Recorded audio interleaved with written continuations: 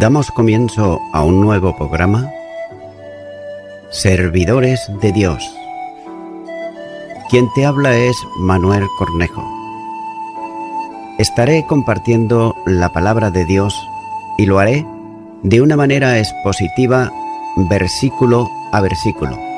Y en esta ocasión será en el Evangelio de Marcos, capítulo 9 y versículo 4, donde dice: Y les apareció Elías con Moisés, que hablaban con Jesús. En medio de todo el entorno de gloria, aparecieron los dos de los grandes personajes del Antiguo Testamento. Note que en el contexto general del Nuevo Testamento, este verbo, en la acepción de manifestarse o aparecer, se usa en conexión con seres personales y rara vez en conexión con objetos de la vida cotidiana. Y aquí se usa para presentar la aparición repentina de dos seres celestiales o procedentes del cielo. Los que aparecieron se hicieron presentes y fueron Elías y Moisés. Ellos fueron profetas distinguidos de la antigua dispensación y los dos tuvieron un final tal vez un tanto misterioso. Note que por otro lado, los tres discípulos, ellos contemplaron a los que se habían aparecido conversando con Jesús. Y Marco está aquí usando el conocido verbo que literalmente expresa la idea de hablar o conversar juntos. Lo que apreciaban eran que los tres mantenían un diálogo entre ellos. Marcos, sin embargo, no dice de qué hablaban, pero en el paralelo del Evangelio según San Lucas, se sabe que conversaban sobre su salida. Note lo que dice en Lucas, capítulo 9, versículo 31, donde dice: quienes aparecieron rodeados de gloria y hablaban de su partida, que iba Jesús a cumplir en Jerusalén. La partida de este mundo para Jesús se produciría en Jerusalén, ya que era la ciudad en donde tendría lugar la crucifixión, muerte, resurrección y ascensión del Señor. También dice Lucas que los discípulos estaban cansados y llenos de sueño. Lucas, capítulo 9 y ahora el versículo 32 dice: y Pedro y los que estaban con él estaban rendidos de sueño, mas, permaneciendo despiertos, vieron la gloria de Jesús y a los dos varones que estaban con él. Con todo, ellos contemplaron impactados la gloriosa manifestación del Señor. Ahora bien, cabe hacerse unas preguntas y son las siguientes. ¿Cómo sabían los tres discípulos quiénes eran estos personajes que se habían aparecido? Y otra pregunta, ¿fue una revelación divina? Otra pregunta también, ¿dedujeron quiénes eran por la conversación que oyeron entre los tres? No se puede tener una respuesta bíblica directa, por lo que solo serían opiniones y nada más. En cualquier caso, es notable apreciar que en una dimensión sobrenatural o de algo relacionado con la gloria, las personas son conocidas, como ocurría en el ejemplo del relato parabólico de Lázaro, en donde el rico conocía a Abraham. El entorno de la transfiguración es celestial y los santos, glorificados, se reconocen mutuamente en la gloria. Con todo, el hecho de ello es realmente importante es que los tres discípulos, ellos sabían que eran Elías y Moisés quienes hablaban con Jesús. Los dos personajes del Antiguo Testamento representaban la presencia de los santos de la antigua dispensación, que estarán presentes en la manifestación del reino de Dios en la tierra. Algunos piensan que se trata de la representatividad de la ley en Moisés y de los profetas en Elías. En ese sentido, se le presentó a los tres discípulos una visión de lo que será el reino de Dios viniendo con poder. Los que Jesús había llevado consigo al monte, veían ellos la gloriosa manifestación del Rey que mostraba ante ellos la gloria de su deidad. El apóstol Pedro, como ya se mencionó antes, considera que lo que ellos vieron en el monte estaba relacionado con el acontecimiento que tendrá lugar en la segunda venida del Señor. La segunda carta de Pedro, capítulo 1 y versículo 16, dice: porque no os hemos dado a conocer el poder y la venida de nuestro Señor Jesucristo, siguiendo fábulas artificiosas, sino habiendo visto con nuestros propios ojos su majestad. Por tanto, vemos que en cuyo contexto están los acontecimientos futuros que tienen que ver con el establecimiento del reino en la tierra, y que forma parte del programa sucesivo de las manifestaciones del reino de los cielos. Ahora bien, ¿quiere decir que en el futuro el Señor no vendrá en la condición de siervo humilde en que se había manifestado en su primera venida, sino en el esplendor glorioso de su majestad, que como hijo de Dios e hijo de David le corresponden? El Rey, que Dios ha establecido, se presentó por un breve tiempo delante de los suyos, rodeado de la Shequina divina. Junto a él se manifestaron o se hicieron visibles también Elías y Moisés. Según el Evangelio de Lucas, los tres estaban rodeados de la gloria de la nube de Dios que lo envolvía. Note lo que dice Lucas capítulo 9 y los versículos 30 al 31, donde dice: y he aquí dos varones que hablaban con él, los cuales eran Moisés y Elías, quienes aparecieron rodeados de gloria y hablaban de su partida que iba Jesús a cumplir en Jerusalén.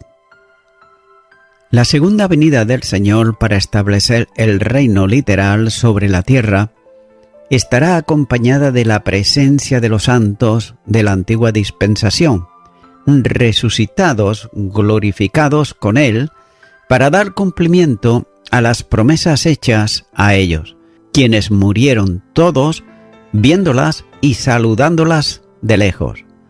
Hebreos capítulo 11 y versículo 13 dice: conforme a la fe murieron todos estos sin haber recibido lo prometido, sino mirándolo de lejos y creyéndolo y saludándolo y confesando que eran extranjeros y peregrinos sobre la tierra. En el Antiguo Testamento, la esperanza de la resurrección se asocia también a la esperanza mesiánica, como dice en Daniel capítulo 2 y versículo 2, del día del Señor. Y sucede que sigue, como dice Daniel capítulo 12 y el versículo 1, al tiempo de angustia. Por otro lado, el profeta Isaías relaciona la resurrección con el tiempo en que pase la indignación.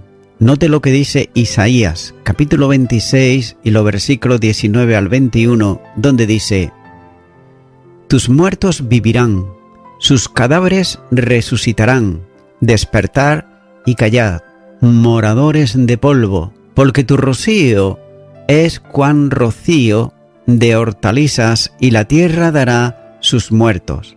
Anda, pueblo mío, entra en tus aposentos, cierra tras ti tus puertas, escóndete un poquito, por un momento, en tanto que pasa la indignación, porque he aquí que Jehová sale de su lugar para castigar al morador de la tierra por su maldad contra él, y la tierra descubrirá la sangre derramada sobre ella, y no encubrirá ya más a sus muertos. Y de igual modo el apóstol Pablo enseña sobre un programa de resurrección del que dice que se producirá a su debido orden. Note lo que dice la primera carta a los Corintios, capítulo 15, versículos 22 al 24, donde dice: porque así como en Adán todos mueren, también en Cristo todos serán vivificados, pero cada uno en su debido orden. Cristo las primicias, luego los que son de Cristo en su venida, luego el fin, cuando entregue el reino al Dios y Padre, cuando haya suprimido todo dominio, toda autoridad y potencia. Por tanto, la resurrección de los santos del Antiguo Testamento tendrá lugar en el tiempo de la segunda venida. Será esa una resurrección diferente a la de los santos que han dormido en Cristo, es decir, de la Iglesia. Note lo que dice la primera carta a los Tesalonicenses, capítulo 4 y versículo 16, donde dice: porque el Señor mismo, con voz de mando, con voz de arcángel y con trompeta de Dios, descenderá del cielo, y los muertos en Cristo resucitarán primero. Así pues, los discípulos vieron a Jesús glorioso en compañía de dos de los santos del Antiguo Testamento. Por tanto, ellos estaban viendo un anticipo de lo que será el reino de Dios en el futuro escatológico. La muerte de Jesús cerraría una etapa en la que el siervo de Dios se presentó rodeado de humildad, despreciado y desechado de los hombres, cumpliendo lo que las Escrituras decían de él.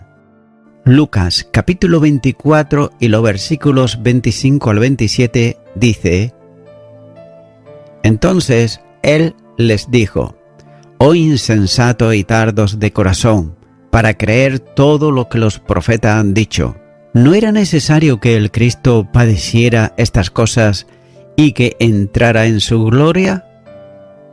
Pero aquel que verían morir en Jerusalén le anticipa ahora la gloria del reino que ellos esperaban.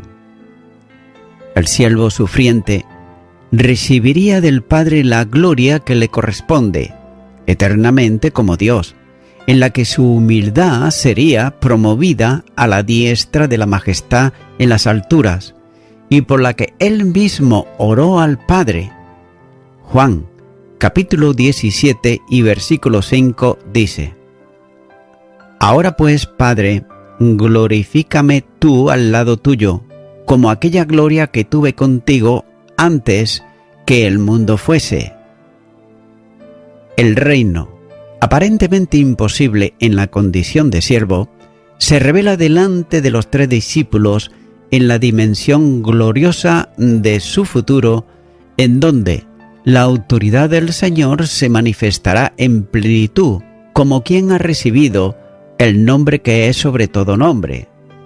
Filipenses, capítulo 2 y los versículos 9 al 11 dice: por lo cual Dios también le exaltó hasta lo sumo, y le dio un nombre que es sobre todo nombre, para que en el nombre de Jesús se doble toda rodilla, de los que están en los cielos, y en la tierra, y debajo de la tierra, y toda lengua confiese que Jesucristo es el Señor, para gloria de Dios Padre. Continúa ahora con el versículo 5, donde dice: entonces Pedro dijo a Jesús: Maestro, bueno es para nosotros que estemos aquí, y hagamos 3 enramadas, una para ti, otra para Moisés y otra para Elías. Note que no se dice en qué momento intervino Pedro para hablar con Jesús, pero por el contexto debió haber sido en el momento de la manifestación gloriosa de Jesús, pero ya al final de ella, cuando estaban aún presentes Moisés y Elías, pero cuando ya se habían apartado de él.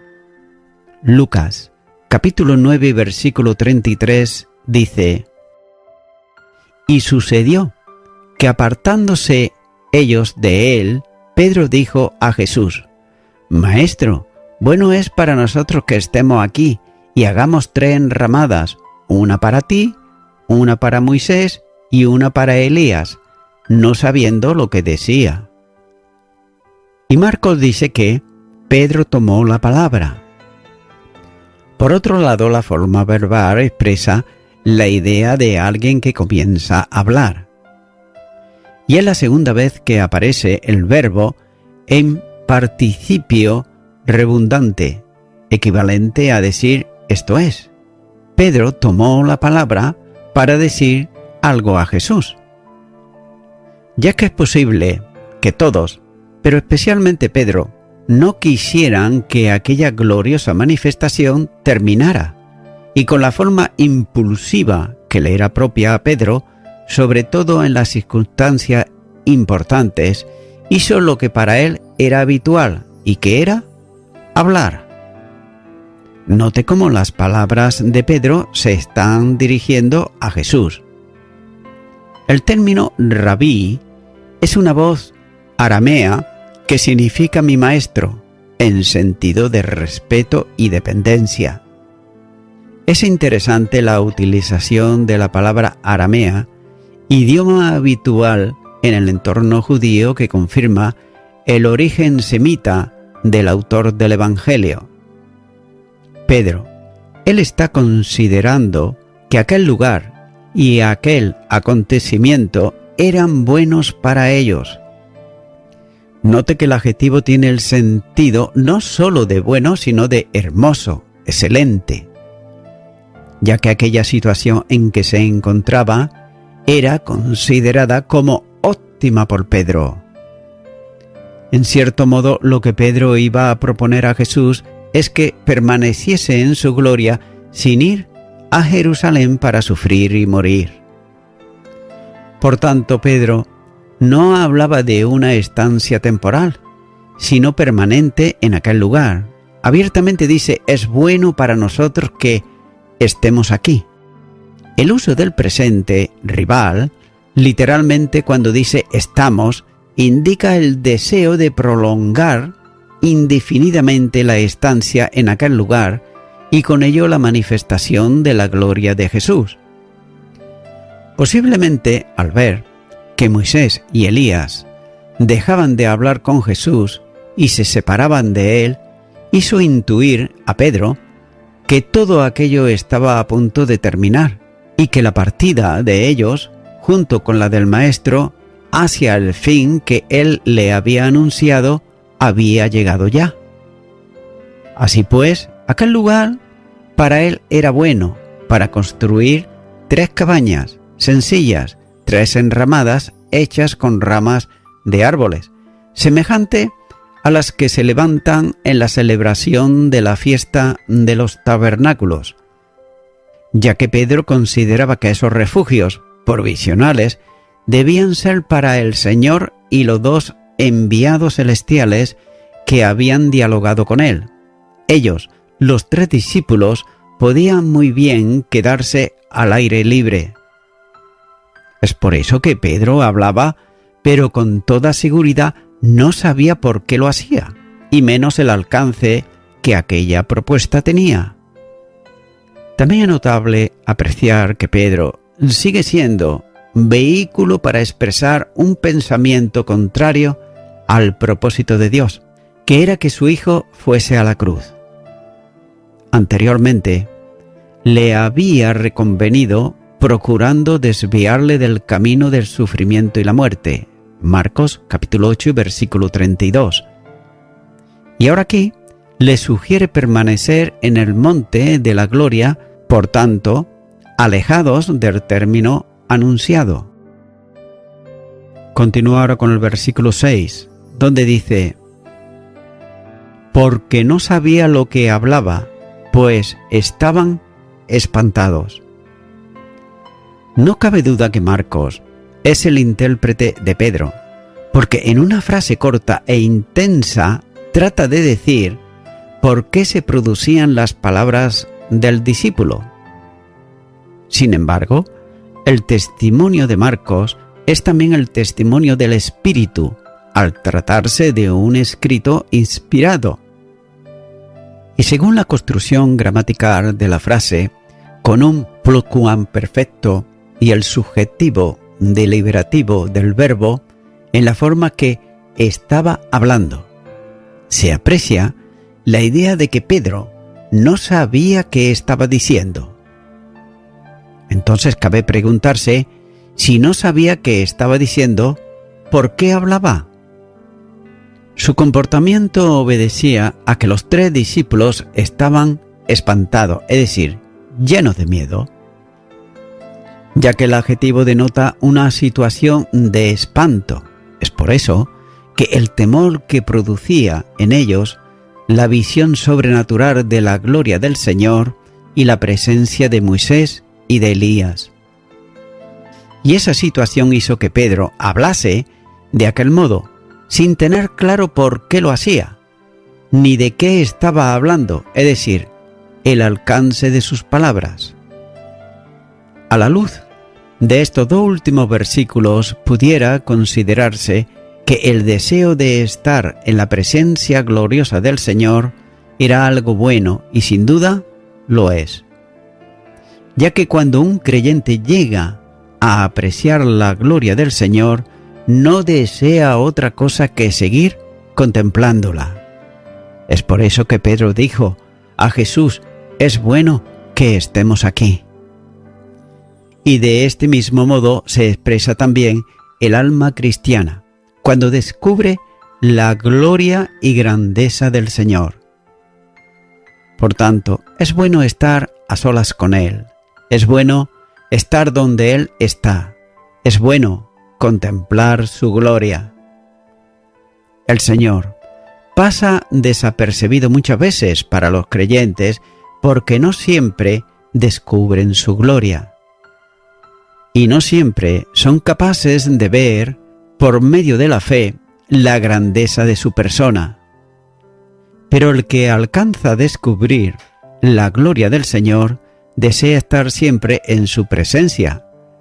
Como dice el salmista en el Salmo 27, versículo 4, donde dice: una cosa he demandado a Jehová, esta buscaré, que esté yo en la casa de Jehová todos los días de mi vida, para contemplar la hermosura de Jehová y para inquirir en su templo.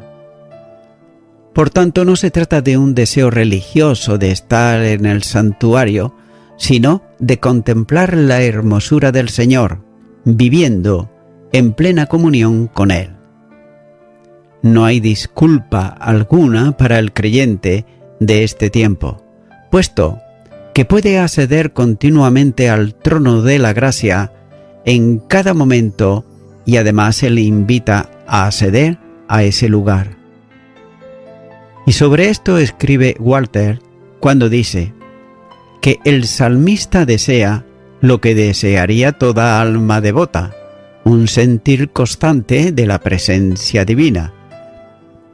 Se dirá que es imposible, pero no obstante es posible experimentarlo día tras día en el trabajo diario y fuera de él. Oír la dulce música del cielo por sobre los ruidos discordantes de la tierra.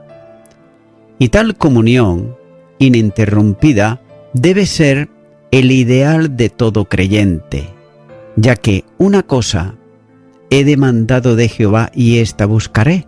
Lo buscaré en todo tiempo, lo buscaré en mi trabajo, lo buscaré en la casa, lo buscaré en la iglesia, lo buscaré en mis estudios. Que todo lugar llegue a ser la casa del Señor. Aquí se rompe la distinción entre lo sagrado y lo secular, ya que todo trabajo y todo lugar es consagrado al Señor. Y hasta aquí el comentario de Walter. Por tanto, el salmista pide al Señor la bendición de estar en su presencia, cuando dice todos los días de mi vida. Nótese que no es asunto de algunas ocasiones, sino de continuidad. No busca ver la gloria del Señor en alguna ocasión, en el tiempo solemne dominical del culto congregacional, ya que es un deseo de verla siempre, en cada instante. El deseo de Pedro no era correcto, porque no coincidía con el propósito de Dios, que les había permitido ver la gloria del Mesías, al que habían reconocido como tal antes. Pero en sentido general, debiera ser la expresión sincera del alma cristiana que busca estar en la presencia gloriosa del Salvador en cada instante de su vida. Y esto debería ser la realidad en el pueblo de Dios. Y voy concluyendo con esto. Podemos observar que Pedro cumple el papel que tan a menudo le hemos visto cumplir en la tradición evangélica, es decir, el de representante entusiasta, aunque también impulsivo, de los discípulos. El entusiasmo de Pedro se expresa en su afirmación cuando dice: «Rabí, es bueno que estemos aquí». No se debiera de dar mucha más importancia a que Pedro se dirija a Jesús como el Rabí. Nótese que, aunque esto pudiera indicar que Pedro está viendo a Jesús de una forma inadecuada, si apunta a algo es a la verosimilitud de la escena, ya que es con ese término hebreo con el que los discípulos se dirigen a Jesús, y es improbable que lo hubiera creado la Iglesia. La extraña frase de Pedro sobre construir 3 refugios o enramadas se ha interpretado de diversas maneras, ya que algunos sugieren que Pedro está tratando de proporcionar un santuario o un lugar de honor para estos huéspedes tan estimados o prolongar su experiencia con ellos. Otros, sin embargo, ven algún tipo de conexión con la fiesta judía de los tabernáculos, como así dice Levíticos capítulo 23, Deuteronomios capítulo 16 y también Nehemías capítulo 8 y los versículos 14 al 17. Por tanto, quizás, considerando el evento como el comienzo de la liberación, del nuevo éxodo y la construcción de un nuevo tabernáculo en el desierto. Pero cualquiera que fuera la intención de Pedro, Marcos la considera irrelevante, por temor y asombro, ya que los 3 discípulos ellos se encontraban sin saber qué decir.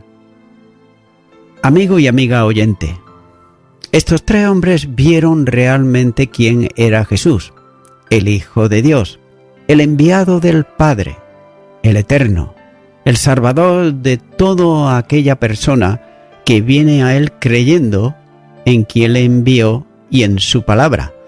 Es por eso que mi amigo, mi amiga oyente, si tú crees esto, que la Biblia dice, y lo crees en tu corazón, pues ahora yo te invito a que tú puedas orar conmigo una oración de fe para recibirle a Él, al Salvador, a Jesús, en tu corazón. Ora conmigo y repite a ella donde estás y di: Señor Jesús, creo en tu palabra y creo que el Padre te envió al mundo a dar tu vida por los pecadores arrepentidos. Yo soy una persona de ellas que vengo ahora a ti, pidiéndote perdón por todos mis pecados y me arrepiento de ellos. Te abro mi corazón y te recibo a ti, Jesucristo, como mi único y suficiente Salvador. En tu nombre, amén.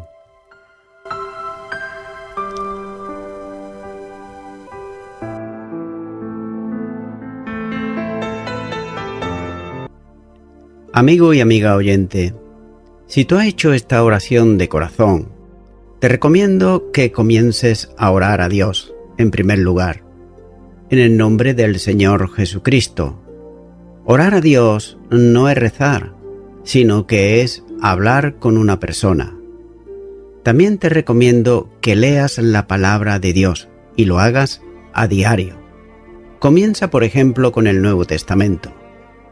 Y también, por último, te recomiendo que para que puedas crecer espiritualmente, te congregues en una iglesia cristiano-evangélica, donde se predique, se enseñe y se practique la sana doctrina y la palabra de Dios. Congrégate ahí y con el tiempo podrás crecer espiritualmente y también servir al Señor Jesucristo. Que Dios te bendiga. Y a toda la audiencia, nuevamente ya me estoy despidiendo de todos ustedes y será hasta el próximo programa. Que Dios os bendiga a todos.